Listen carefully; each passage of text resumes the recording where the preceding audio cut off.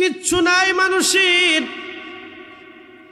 বাড়ি গাড়ি জমি জমা টাকা পয়সা সব শেষ। কখন এই মৃত্যু আসবে তাও জানি না। আল্লাহর কোরআন বলল, ওমা তাদরি নাফসুম বিআইয়ি আরদিন তামুত।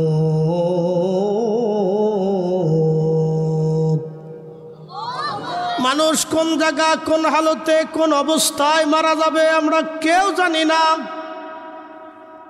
প্রিয় হাজিরিন, খুবই মনোযোগ দিয়ে শুনিয়া যান। তার মানে কি করতে হবে দুনিয়াতে? আল্লাহর আইনগুলি মেনে মেনে চলা লাগবে, নবীর তরিকায় নিজের জীবন চালাইতে হবে। একদিন মাটির ভিতরে হবে ঘরে, মন আমার কেন বান্ধ দালান ঘর। শেষ। আশেপাশে যদি গরুস্থান থাকে তো মাঝে মধ্যে যাবেন। বলে হুজুর যে কি করব? আমাদের দেশে একদল আছে বুকে হাত বেঁধে নামাজ পড়ে, খালি কয় সালামটা দিয়ে আসবেন আর কিচ্ছু নাই। শয়তানে কয় ভাতিজা তুমি যতদিন আছো আমার আর কোনো কাজ নাই। এই কি কথা কর না কেন? শয়তান কয় ভাতিজা তুমি থাকলে আমার আর কোনো কাজ নাই। বলে হুজুর এই কথা কেন বললেন? ওরা বলবে কবরের পাশে যায় শুধু সালাম দিয়ে চলে আসবেন, আর কিচ্ছু করলে যাহা করবেন তাহা বেদাত। আল্লাহর নবী কবরের পাশ দিয়ে যাওয়ার সময় বললেন, সাহাবীরা তোমরা একটু দাঁড়াও। নবীজি সাহাবীদেরকে নিয়ে দাঁড়াইলেন। বললেন, সাহাবীরা রে, ওই পাশে খেজুরের গাছ আছে, ওই গাছ থেকে একটা ডাল কেটে নিয়ে আসো। সাহাবীরা একটা ডাল কেটে নিয়ে আসছে। ডালটাকে দুইটা টুকরা করে আল্লাহর নবী দুই কবরের মধ্যে গেড়ে দিলেন। দুই কবরের ভিতরে গেড়ে দিয়া রাসূল করিম সাল্লাল্লাহু আলাইহি সাল্লাম কবরে গেড়ে দেওয়ার পরে সাহাবীরা বলেন, ইয়া রাসূলুল্লাহ, একটা হিকমত বুঝলাম না গো নবীজি। বলো সাহাবীরা, দুই কবরে দুইটা খেজুরের ডাল গেড়ে দিলেন কারণ কি? আল্লাহর নবী বলেন, সাহাবীরা রে, এই দুই কবরের মধ্যে কঠিন আযাব হয়। এই আযাব হয় চগলখড়ি করার কারণে, আর একটা আযাব হয় পেশাব পায়খানা থেকে পবিত্র না হওয়ার কারণে। আমাদের দেশে যারা পেশাব করে ঢিলাকুলুপ করে না, আছে না এরকম? আর একটা আছে চগলখড়ি, কিলিকবাজি। বাংলাদেশে এমন কোনো লোক নাই যে, এমন কোনো গ্রাম নাই যে গ্রামে কিলিকবাজ না আছে। বিশেষ করে আমাদের বেডিগার ভিতরে কিছু বেডি আছে পান খাওয়া বেডি। পান খায় আর সারা গ্রাম ভরে ঘুরে বেড়ায়। এই বাড়ির দোষ ওই বাড়ি, ওই বাড়ির দোষ ওই বাড়ি, ওই বাড়ির দোষ সেই বাড়ি, এরকম বলে বলে ঘুরে ঘুরে ঘুরে ঘুরে খালি একজন আরেকজনের দোষ গীবত গায়ে বেড়ায়। কথা কর না, গাছে না এরকম? এরা যে কত সংসার নষ্ট করছে তার হিসেব নাই। এটার নাম দিছে এলাকায় কয় কুটনা বেডি। সাহাবীরা বলে, ইয়া রাসূলুল্লাহি, দুইটা গাল গেড়ে দুইটা ডাল দুই কবরে গেড়ে দেওয়া হলো। বুখারীর হাদিস। নবীজি ডাল গাড়ার হেতু কি? আল্লাহর নবী বলেন, সাহাবীরা রে, এই দুইটা ডাল যত সময় পর্যন্ত জিন্দা থাকবে, কাঁচা থাকবে, তত সময় ডাল আল্লাহর জিকির করবে, তসবিহ পড়বে। এই ডালের তসবিহের কারণে আমার আল্লাহ দুই কবরের আযাবকে হালকা বানায় দিবে। একবার জোরে বলা যাবে কি সুবহানাল্লাহ? আল্লাহ রাসূল বলেন, ফাআলাইকুম বিসুন্নতি, তোমরা আমার সুন্নত মানবে। শুধু আমার সুন্নত মানলেই হবে না, আমার সুন্নত মানার পরে ওয়া সুন্নাতিল খুলাফায়ে রাশিদিন আল মাহদিন, তোমরা খুলাফায়ে রাশিদিনের সুন্নত মেনে চলবে। খুলাফায়ে রাশিদিনের অন্যতম খলিফার নাম ওমর, আরেকজনের নাম উসমান, আরেকজনের নাম আলী রিদওয়ানুল্লাহি তাআলা আলাইহিম আজমাইন। এই চারজন খলিফায়, তিনজন খলিফার সময়ে মসজিদে নববী এবং আল্লাহর ঘর হেরেম শরীফে তারাবির নামাজ হতো 20 রাকাত। এখন বলেন, আরে জ্বালা রে, 3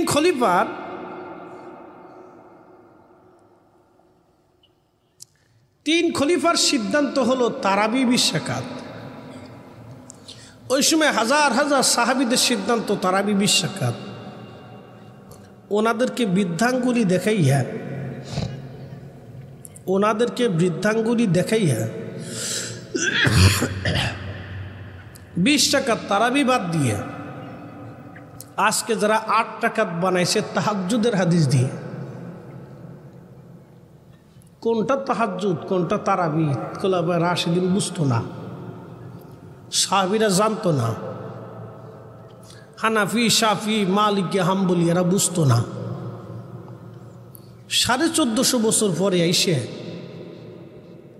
এই কয়েকজন শাইখ উসাইমিন আর আলবানি আর কয়েকজন মিলে তারা মনে করছে যে আমরা ঠিক। আবু হানিফা বুঝে নাই, ইমাম শাফি বুঝে নাই, ইমাম মালিক বুঝে নাই, ইমাম আহমদ ইবনে হাম্বল বুঝে নাই। মক্কার একজন শাইখ উসাইমিন আর নাসিরউদ্দিন আলবানি বাটা কাঠমিস্ত্রি আছিল, এটাই বুঝছে। এত যুগের বড় বড় ইমাম জাহিদ আবিদ যারা শতবার রসুলকে স্বপ্ন দেখছেন, তারা দিন বুঝলো না, ধর্ম বুঝলো না। উন্ডা আইসে 1450 বছর পরে এসে ধর্ম বুঝাই দিয়ে গেল। কারণটা কি? তার মানে বোঝা গেল ভেজাল আছে। কি আছে? ভেজাল আছে, ভেজাল আছে। এখন আপনাদেরকে বলি, জবাব দিবেন, ভালো করে বুঝে যাবেন। রসুল বললেন তোমরা আমার খোলাফায়ে রাশিদিনের সুন্নতকে মানবে। যারা খোলাফায়ে রাশিদিনের সিদ্ধান্তকে উপেক্ষা করিয়া 20 রাকাত তারাবিরে 8 রাকাত বানাই দিল, সুন্নত না বেদাত? জোরে বলেন, আরো জোরে। ফাহাদিহি বেদাতুদ দালালা, নিকৃষ্ট বেদাত। কি বেদাত? নিকৃষ্ট বেদাত। শুধু বেদাত না, নিকৃষ্ট বেদাত। আর এই বেদাতের ব্যাপারে আল্লাহ রসুলের সিদ্ধান্ত কিয়ামতের ময়দানে। সহিহ বুখারীর হাদিস, নবীজি হাউজে কাউসারের পানি পান করবে উম্মতদেরকে ডেকে ডেকে।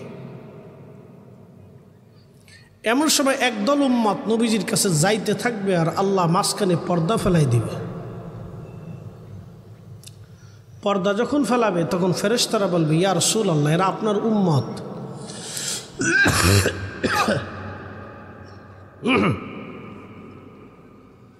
নবীজি বলবেন হো ফেরেশতারা, এরা আমার উম্মত।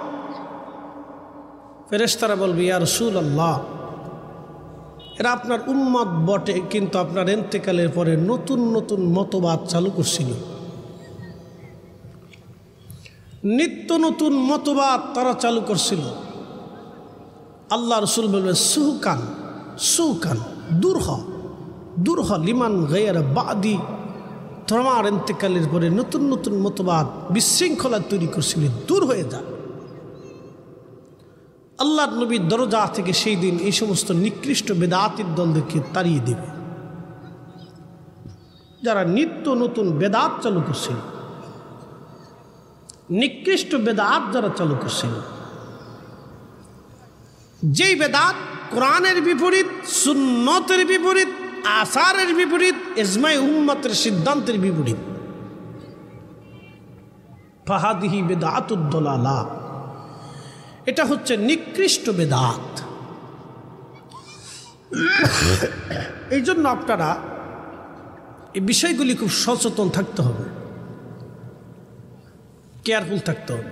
ঘুমাইয়া পড়ার পরে স্বপ্নের ঘরে দেখতেছে, স্বপ্নের ঘরে তিনি দেখতেছে সেই মেয়েটা আল্লাহ জাহান্নামের আগুনের মধ্যে লেলিহান শিখায় তার আযাব হচ্ছে।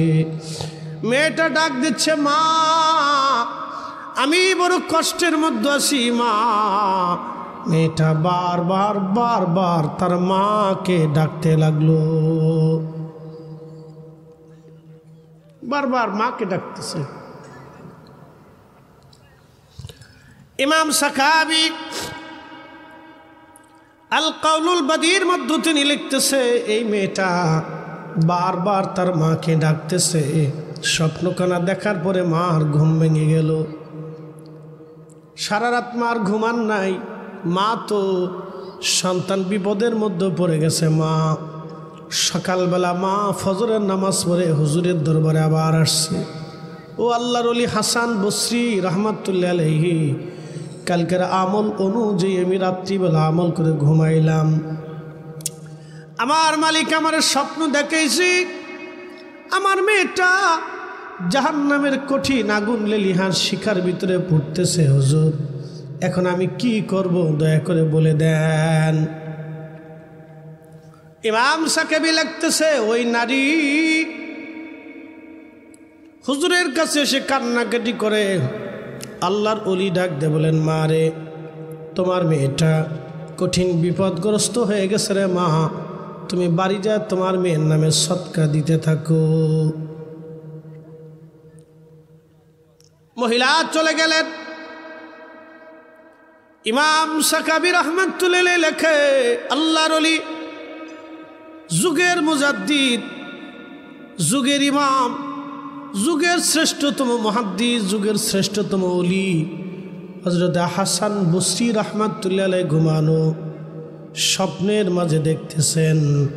হাসান বসরি রাহমাতুল্লাহ আলাইহি স্বপ্নের মাঝে দেখতেছেন, কি দেখতেছেন, যে একটা জান্নাতের উচ্চ মাকামে এক যুবতী সুন্দরী মেয়ে ঘোরাফেরা করে। হাসান বসরি ডাক দিয়ে বলেন, এ মা, তুমি জান্নাতের উচ্চ মাকামে কে বলবানি? মেয়েটা ডাক দিয়ে বলে, হুজুর আপনি কি আমার চিনেন নাই? বলে না। বলতেছে, হুজুর আমার মা আমার অবস্থা জানার জন্য আপনার কাছে গিয়েছিল, আপনি তার একটা আমল দিয়েছিলেন, ওই আমল মোতাবেক আমার মা আমল করেছিল। আমাকে মা জাহান্নামে দেখেছিল, কিন্তু আমার মালিক আমার আল্লাহ আমারে মাফ করিয়া আল্লাহর জান্নাতে দিয়ে দিছে।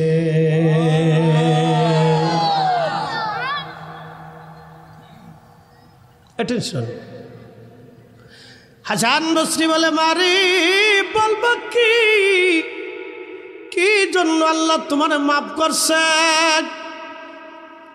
মেয়েটা ডাক দে বলল, হুজুর আমাদের কপাল ভালো, আমার যে কবরস্থানে দাফন করা হয়েছিল এই কবরস্থানে 70,000 কবরবাসী আছে। 70,000 কবর। এই গুরুস্থানের পাশ দিয়ে একজন আল্লাহর ওলি, আল্লাহর আবিদ সালিহ নেক বান্দা গুরুস্থানের পাশ দিয়ে যাওয়ার সময় গুরুস্থানের পাশে বসিয়া দাঁড়াইয়া নবীর প্রতি দুরূদ শরীফ পড়ে পড়ে আমাদের গুরুস্থানবাসীর জন্য দোয়া করে গেছে। সাহাবীদের জমানায় কবরের পাশে দাঁড়াইয়া দুরূদ শরীফ পড়ে দোয়ার বিধান ছিল, ওই সময় বেদাত হয় নাই। 1450 বছর পরে এসে বেদাত হয়েছে। বুঝতে পারছেন? এগুলি সব হলো শয়তানি বদমাইশি আর মুসলমানদেরকে আল্লাহর দোয়া থেকে দয়া থেকে মাহরুম করা। কথা কোন ঠিক না বেটে? সব ফাজি। ধর্ম নিয়ে একটা তাল বেতাল চলতেছে আজকে। ফাজলিমের একটা সীমা থাকা উচিত। হাসান বসরির জমানার মুসলমান, আওলাদে রাসূল ইমাম হাসান হুসাইনের জমানার মুসলমান কবরের পাশে দাঁড়িয়ে দুরূদ শরীফ পড়ে দোয়া করত। ওই সময় বেদাত হলো না, 1400 বছর পরে এসে বেদাত হয়ে গেছে। হাসান বসরি রাহমাতুল্লাহ আলাইহি ডেকে বলে, মা বলো কি করে আল্লাহ ক্ষমা করলো কেন?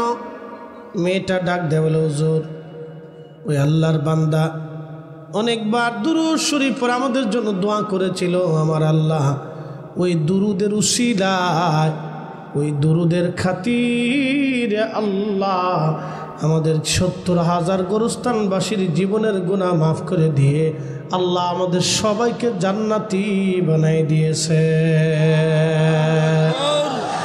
একসাথে যারা বলেন আল্লাহু আকবার। এই যে লাইলাতুল বরাত সম্পর্কে আজ থেকে 1200 বছর আগে, কত বছর? 1200। আখবারে মক্কা, মক্কার খবর ইমাম ফাকিহি তিনি লিখেছেন, আল্লাহু আকবার। এই কিতাবের মধ্যে লেখা হয়, কানা আহলু মক্কাতা ফি মাহমাদা ইলা জামানিনা ইদা কানাত লাইলাতুন নিসফি মিন শাবান। এই 1200 বছর আগের কিতাবের মধ্যে লিখতেছেন ইমাম ফাকিহি, তিনি লিখতেছেন আমাদের জমানায়, ইলা জামানিনা আমাদের জমানায়, ইজা কানাত লাইলাতুন নিসফি মিন শাবান, যখন শাবানের 14 তারিখ দিন যায় রাত্রিবেলা আসতো, খারাজু ইলা বাইতুল্লাহিল হারাম, আমরার এই মক্কাবাসীর সবাই তখন বাইতুল্লাহে যে উপস্থিত হইত। মারহাবা কইলেন না? মারহাবা। কোন রাতে? বরাতের রাতে, শবে বরাতের রাতে খারাজু ইলা বাইতুল্লাহিল হারাম, মুসলমানরা হারাম শরীফ উপস্থিত হইত। ইউসাল্লুনা, নামাজ পড়তো। কি পড়তো? নামাজ। জোরে নামাজ, আরো জোরে নামাজ। 1200 বছর আগের মক্কাবাসীরা মক্কায় নামাজ পড়লো বরাতের রাত্রে, তখন বেদাত হইল না। এই 1450 বছর পরে এসে বেদাত হইল কে? তার মানে বোঝা গেল শয়তানি। কি কথা কর না কেন?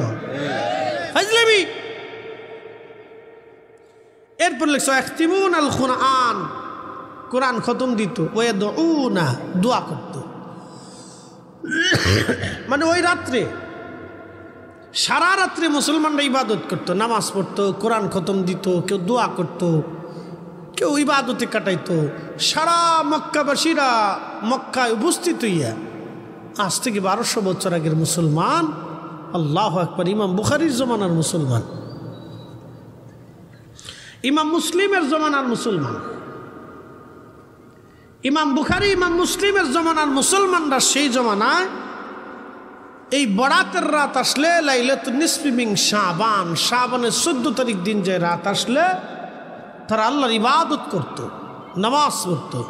ওই জমানায় বেদাত ছিল না, এই জমানায় এসে বেদাত হলো। তার মানে বোঝা গেল এর ভিতরে রহস্য আছে, দুষ্টমি আছে, শয়তানি আছে।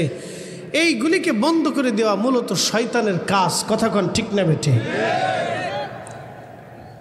তাহলে আপনাদেরকে কি বলি? দোয়া। ওরে বাপ রে বাপ, রাইট যাবো গা। আচ্ছা ঠিক আছে, দেন যতদূর মুক্তাসর মারি দেব, দেন। দরকার অনেকেই জানার ইচ্ছা থাকলে জিজ্ঞাসা, এটার নাম হচ্ছে প্রশ্ন। জানার ইচ্ছা তাকে বলে জিজ্ঞাসা, এটার নাম প্রশ্ন। থাকতেই পারে, তো মনোযোগ দেন। আমার যদি জানা থাকে তাহলে আমি উত্তর দিব। কথা ঠিক কিনা? আমি যে সব জানবো তা তো না, আমি যে সব জানি তাও না, আমি যে বিশ্ববিখ্যাত আলেম তাও না, আমি যে পৃথিবীর সব জানি তাও না। ইমাম বুখারীর মতো মুহাদ্দিস 10 লক্ষ হাদিস মুখস্থ করার পরেও বলছে আমি জানি না। আল্লাহু আকবার বলবেন না? কয় লক্ষ হাদিসের হাফেজ? 10 লক্ষ হাদিস মুখস্থ ছিল। একসাথে বলবেন আল্লাহু আকবার। আমিরুল মুমিনিন ফিল হাদিস, হাদিসের জগতের তিনি আমিরুল মুমিনিন, মুমিনদের নেতা। তিনি 10 লক্ষ হাদিস জানার পরেও সহিহ বুখারীর অনেক জায়গায় লেখছেন ক্বালা ইমামুশ শাফিঈ, ইমাম শাফিঈ এই ব্যাপারে এই কথা বলছেন। ইমাম শাফিঈর মতো মুহাদ্দিসের দিকে নিজেকে রুজু করে দিছেন, নিজের মত বলেন নাই, ইমাম শাফিঈরটাকে মেনে নিছেন। বুঝতে পারছেন? বুঝে যেতে হবে। ওনাদের মতো বিশ্ববিখ্যাত মুহাদ্দিসরাও সব রায় নিজেরটা দেন নাই। আর আমরা কিছু আসি গেলে একবারে নিজেরটা, খালি শুধু নিজেরটাই মনে করে আমি বিরাট বড় হুজুর। না, এইগুলির শয়তানের কাজ। আমি যে সব জানবো তা না। খুব মনোযোগ দিয়ে এবার শেষ প্রশ্নের জবাব পরে দিচ্ছি, লাস্টে একটু বলে দিয়ে যাই দোয়া। তাহলে 70,000 গোরস্থান গুনাহ আল্লাহ মাফ করলো কি কারণে? দোয়া। দোয়া ছাড়া মাফ নাই। দোয়া দোয়া দোয়া দোয়া কি করে দোয়া করলো? দুরূদ শরীফ পড়ে দোয়া করার কারণে আমার আল্লাহ 70,000 গোরস্থানবাসীর জীবনের গুনাহ আল্লাহ মাফ করে দিয়ে জান্নাতি বানাই দিছে। একবার জোরে বলা যাবে কি মারহাবা? আল্লাহ সর্বশ্রেষ্ঠ দৌলত আমাদেরকে দিলেন। এই দৌলতের নাম ঈমানের দৌলত। এবং শ্রেষ্ঠ নিয়ামতের মধ্যে আল্লাহ শ্রেষ্ঠ নিয়ামত দিলেন নবী মুহাম্মদুর রাসূলুল্লাহ সাল্লাল্লাহু আলাইহি ওয়াসাল্লাম। একবার জোরে বলা যাবে কি মারহাবা? পৃথিবীতে রসুল আসার সময় অনেক বড় বড় জ্ঞানী ছিল, দার্শনিক ছিল, কবি ছিল, সাহিত্যিক ছিল, এমনকি নামি দামি ধনী ব্যক্তি রাজা বাদশারা ছিল, কিন্তু রসুল চিনে নাই। রসুল চিনল কারা? দরিদ্র সাহাবীরা। বেলালের মতো একজন সাহাবী যেনার লেখাপড়া ছিল না, খাব্বাবের মতো একজন কামার লেখাপড়া ছিল না, সুমাইয়া রাদিয়াল্লাহু আনহার মতো একজন দাসী লেখাপড়া ছিল না, ইয়াসার রাদিয়াল্লাহু আনহুর মতো গরিব মানুষ দিনহীন লেখাপড়া ছিল না। আবু যর গিফারি বংশ, এই বংশের মানুষ চুরি ডাকাতি করত, তাদের পেশাই ছিল ডাকাতি করা। সেই বংশের মানুষ পুরা বংশ কালেমা পড়ে মুসলমান হয়ে গেল, ভালো হয়ে গেল। শুধু চুরি ডাকাতি না, রাহাজানি খুন খারাপি ছেড়ে দিয়ে তারা সোনার মানুষ হয়ে গেল। একটা পরশ পাথরের সংস্পর্শে এসে সেই পরশ পাথরের নাম রাহমাতুল লিল আলামিন। সে কাল কত উন্নত ছিল যে কাল থেকে এই হেদায়েতগুলি আসত, এই তাবাজ্জু আসত। প্রিয় ভাইরা আমার, এই নিয়ামতগুলি আল্লাহ রাব্বুল আলামিন তার রসুল করিম সাল্লাল্লাহু আলাইহি সাল্লামকে নিয়ামত আল্লাহ দিয়েছেন। এই যে কালবের কথা বললাম, কালবের শক্তি, এই পাওয়ার, এটা আল্লাহ রসুলের কালবের ভিতরে পাওয়ার ছিল। ওনার মজলিসে কোনো ব্যক্তি যদি বসতো তাহলে হেদায়েত নিয়ে বাড়ি চলে যাইতো, হেদায়েত নিয়ে বাড়ি যাইতো, হেদায়েত নিয়ে বাড়ি যাইতো। একবার জোরে বলা যাবে কি মারহাবা? কোনো ব্যক্তি ওনার দর্শে বসলে হেদায়েত নিয়ে যেত। শোনেন, পৃথিবীতে রসুল করিমকে আল্লাহ দুই ধরনের ইলম দিচ্ছেন। একটা হচ্ছে ইলমুল লিসান, আর একটা হচ্ছে ইলমুল কলব, এই আত্মার জ্ঞান। এই জ্ঞান যদি কোনো আলেমের মধ্যে না আসে তাহলে সে পরিপূর্ণ আলেম হয় না, পরিপূর্ণ আলেম হয় না। শুধু শরীয় বিদ্যা দিয়ে সে পরিপূর্ণ আলেমের মূল খেতাবটা সে পাবে না। সাধারণ আলেম হিসেবে পরিগণিত হবে, কিন্তু পরিপূর্ণ আলেম হইতে হলে, কামিল হইতে হলে তাকে দুইটা বিদ্যা লাগবে, একটা শরীয় বিদ্যা আর একটা কালবের বিদ্যা। আল্লাহর নবীকে কালবের বিদ্যা দেওয়ার জন্য সিনা সাক করলেন মেরাজের রাত্রিবেলা।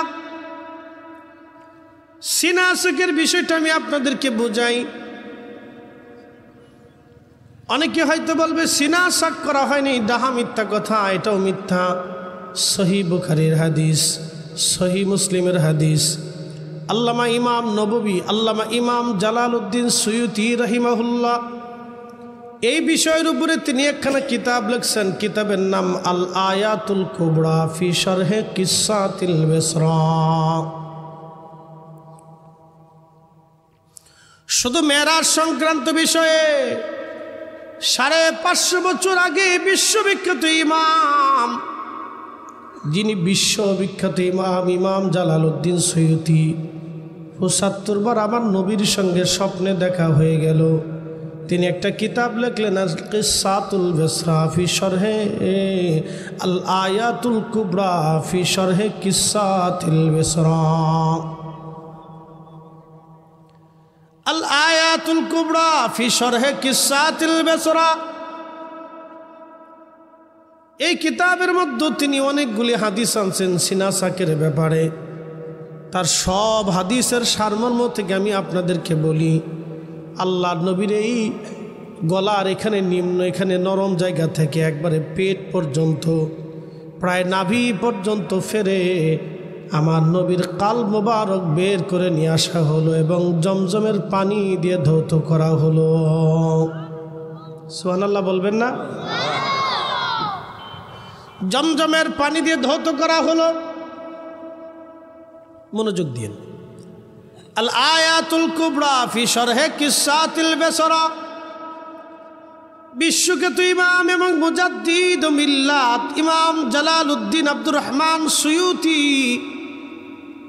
যিনি নবীর মেরাজের একবারে দুর্বেদ্য বিষয়গুলি সমাধান দিয়েছেন, তিনি বললেন, নবী বললেন, আল্লাহ আমাকে জিব্রাইল আমাকে ঘুম থেকে জাগাইয়া উম্মে হানি রাদিয়াল্লাহু আনহার ঘর থেকে বের করে নিয়া আল্লাহ আমাকে সিনা সাক করাইলেন।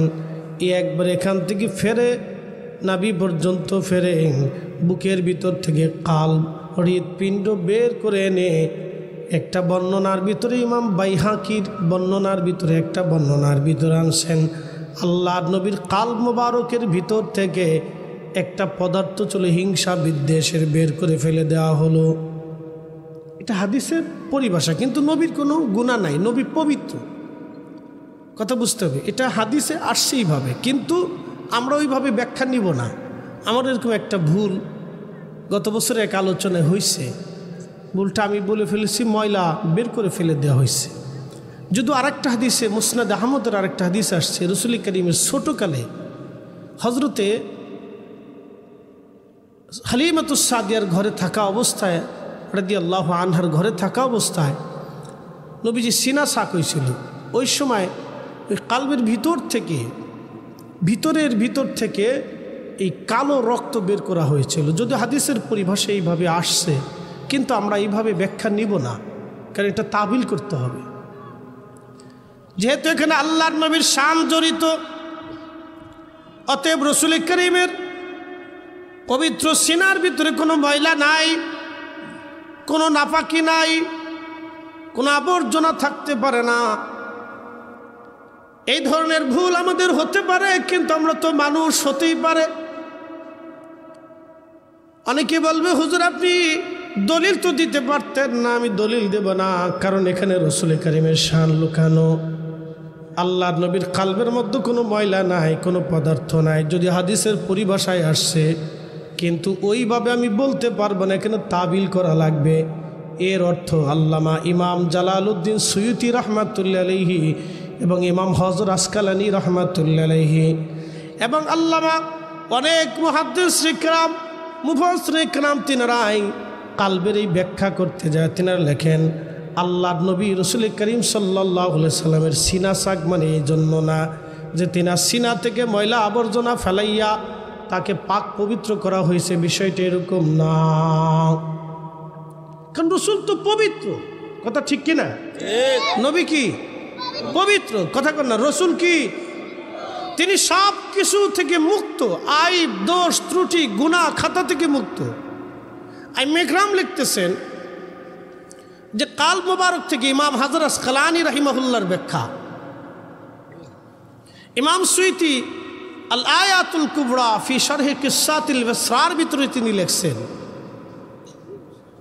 যে এইভাবে ব্যাখ্যাটা হলো আল্লাহর নবীর কাল মুবারক ধৌত করা হয়েছিল এই জন্য যাতে নবীজি মেরাজে যাবে, আল্লাহ দেখবে।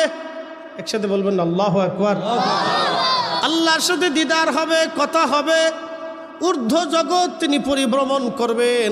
এই জন্য আল্লাহর নবীর কাল মুবারককে সুপ্রসিদ্ধ করা হয়েছিল, উন্নত করা হয়েছিল। আবার আইম্মা ইকরাম লিখছেন যেহেতু নবীজির কাল মুবারকে কোরআন নাজিল হয়েছে, এই জন্য নবীজির কাল মুবারককে তিন ধাপে নবীজির সিনা সাক হয়েছে। ইমাম হযরত আসকালানি লেখেন 3 ধাপে সিনা সাক করা হয়েছে আমার নবীর। এই 3টা ধাপই ছিল আল্লাহ রসুলের সিনা সাক করার মূল রহস্য। হলো কোরআন নাজিল হবে, মুজিজা আসবে এবং আল্লাহর নবীর সঙ্গে দিদার হবে, কথা হবে। আর আসমান জগতে নবীজি যাবেন এগুলিকে আপনার ধরে রাখার জন্যে আল্লাহ নবীর কাল মুবারককে আমার আল্লাহ উন্নত করেছেন এবং এই কালবের শক্তি আল্লাহ দিয়েছেন। তার একটা হাদিস ইমাম সুয়ুতি রাহিমাহুল্লাহ আনছেন। কয়েকটা হাদিস এনে নবীজি বললেন, আমার জন্য জান্নাত থেকে খাজিনা ভরে এলেম আনা হলো, সাকিনা আনা হলো, হিকমত আনা হলো, প্রশান্তি আনা হলো। সমস্ত এলেম আল্লাহ প্রদত্ত নিয়ামত আল্লাহর পক্ষ থেকে আনিয়া জিব্রাইল আমার কালবের মধ্যে ঢুকাই দিয়া আমার বক্ষ জিব্রাইল সেলাই করে দিলেন। একসাথে বলেন আল্লাহু আকবার। এই জন্য রসুল করিমের যদিও হাদিসের পরিভাষা ওইভাবে আসছে, কিন্তু তাবিল করতে হবে, ব্যাখ্যা করতে হবে। সরাসরি অনেক কথার অর্থ নেওয়া যাবে না, নেওয়াটা আমাদের ভুল। সরাসরি অনেক কিছুর অর্থ নেওয়া আমাদের ভুল। যেমন আপনাদেরকে বলি, কোরআন আল্লাহ বলছেন আল্লাহু খায়রুল মাকিরিন।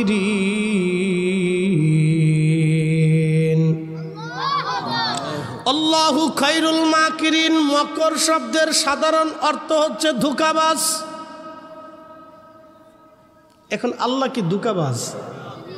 কথা কন, জোরে বলেন, আল্লাহ ধোঁকাবাজ? এই অর্থ নিলে ঈমান থাকবে? ঈমান থাকবে না। এই জন্য রসুল করিমের শানের ব্যাপারে ওই অর্থ আমাদের নেওয়া যাবে না। বন্ধুগণ, আবার খুবই মনোযোগ দিয়ে শুনিয়া যান, খুবই মনোযোগ দিয়ে শুনিয়া যান। রসুল করিম সাল্লাল্লাহু আলাইহি সাল্লামের শান আলাদা, আল্লাহর শান আলাদা।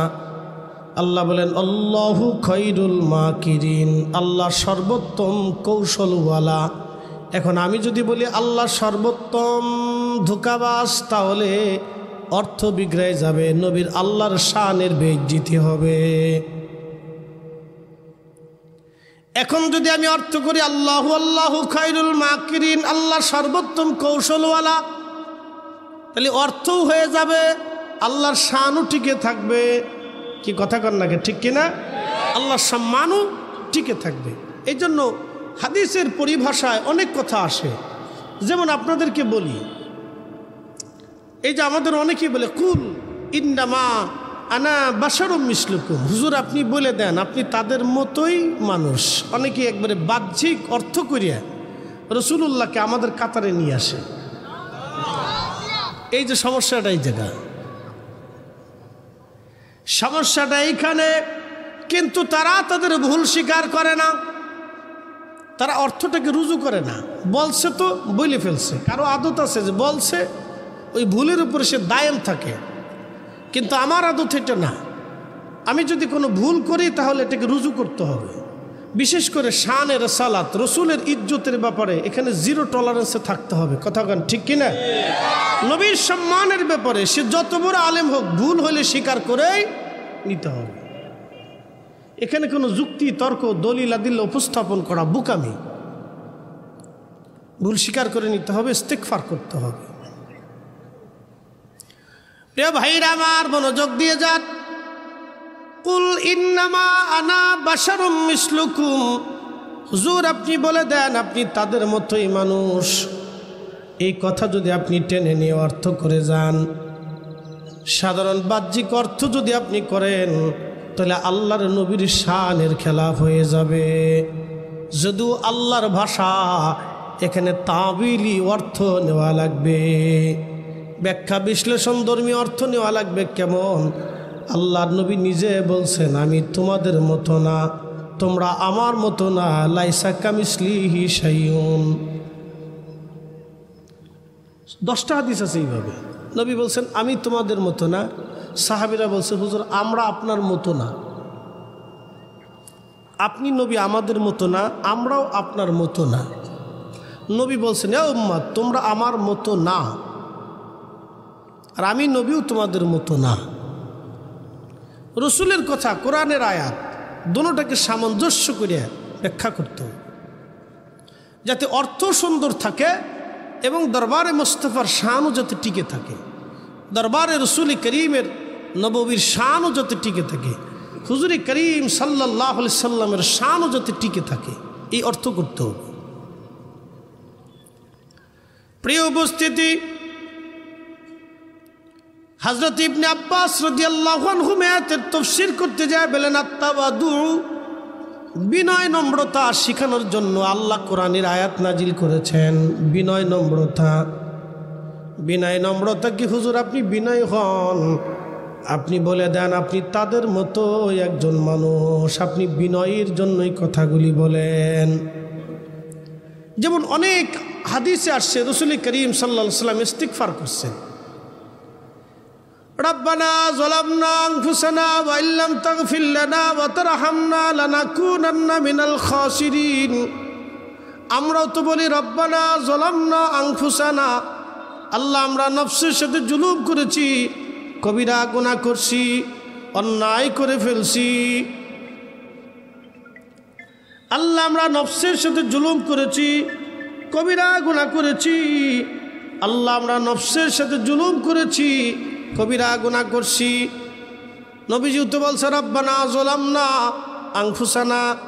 এখন আমার নবীর কি গুনাহ আছে? কথা বলেন, জোরে বলেন, গুনাহ আছে? এখন আমি যদি বলি রসুল তো নিজের গুনার জন্য মাফ চাইছে, তাহলে হবে না? তখন ঠিক কিনা? এখানে তাবিল করতে হবে। তাবিল কি? তাবিলটা হলো নবীজি যদিও রব্বানা যালামনা বলছেন, কিন্তু নবীর জীবনে কোনো গুনাহ নাই। নবীজি এটা বিনয়ের জন্য বলছেন, আল্লাহর দরবারে বিনয়ের জন্য বলেছেন। বিশেষ করে আল্লাহর নবীর শান এটা অনেক বুলন্দ। প্রিয় রাসূল বলতেছেন, মেরাজের রাত্রিবেলা আল্লাহ রাব্বুল আলামিন আমার সিনাটাকে সাক করলেন, সেলাই করে দিলেন। এরপরে বোরাক আনা হলো, ওই বোরাকের উপর সওয়ার হলাম। ওখান থেকে রওনা দিয়ে বাইতুল আকসায় চলে গেলাম। বাইতুল আকসায় যাওয়ার সময় দেখি হযরতে মূসা কালিমুল্লাহ নিজ কবরের মধ্যে দাঁড়ায়া দাঁড়ায়া নামাজ আদায় করতেছে। মারারতু বিমূসা ওয়া হি ইউসাল্লি ফি কবরিহি। একবার জোরে বলা যাবে কি সুবহানাল্লাহ? মূসা নবী কবরের ভিতরে নামাজ পড়ে, রওজার ভিতরে। হাজার হাজার বছর আগে ইন্তেকাল করলেন মূসা, কিন্তু রওজার ভিতরে নামাজ পড়েন। নবী বলেন, আল আনবিয়া ওয়া হিয়াউন, নবীরা জিন্দা। আল আনবিয়া ওয়া হিয়াউন ফি কুবুরিহিম, কবরের মধ্যে তারা জিন্দা। আল আনবিয়া ওয়া হিয়াউন ফি কুবুরিহিম ইউসাল্লুন। মুসনাদ আবু ইয়ালা আল মুসাল্লির হাদিস, নবীরা কবরের মধ্যে জিন্দা। শুধু জিন্দাই না, তারা কবরের মধ্যে সালাত আদায় করে, নামাজ আদায় করে, আল্লাহর ইবাদতে রত হয়। তাদের ইবাদত কখনো বন্ধ হয় না। নবীরা কবরের মধ্যে জিন্দা। এখন প্রশ্ন, জবাব দিবেন। মিনহা খালাকনাকুম ওয়া ফিহা নুঈদুকুম ওয়া মিনহা নুখরিজুকুম তারাতান উখরা। আমি মাটি থেকে তোমাকে সৃষ্টি করেছি, এই মাটির ভিতরে তোমাকে দাফন করব, এই মাটি থেকে তোমাকে আবার উঠাবো। আমরা যারা সাধারণ মানুষ আছি, আমরা মারা যাওয়ার 24 ঘন্টা পরে আমাদের পায়খানা রাস্তা থেকে পোকা বের হয়।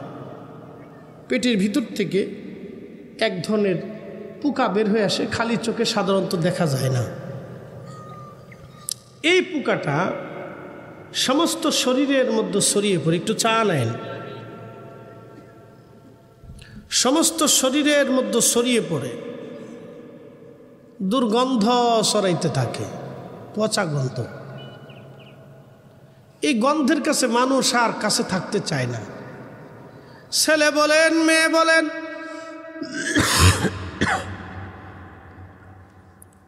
স্ত্রী বলেন, সমাজ বলেন, রাষ্ট্র বলেন,